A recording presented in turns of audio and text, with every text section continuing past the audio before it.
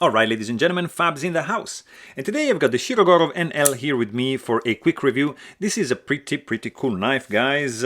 Overall length is going to be 7.6 inches with a 3.35 inch long blade and around 4.2 inch long handle. Really cool offering.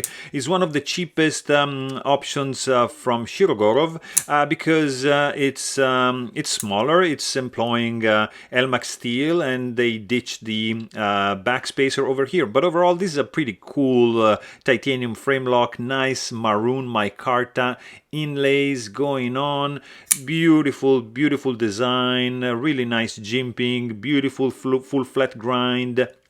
Guys, this is running on multi-row bearings, really cool, snappy sound, absolutely beautiful.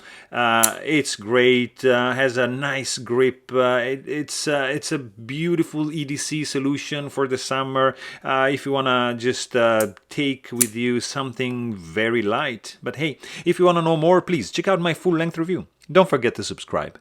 Thanks for watching. Stay tuned.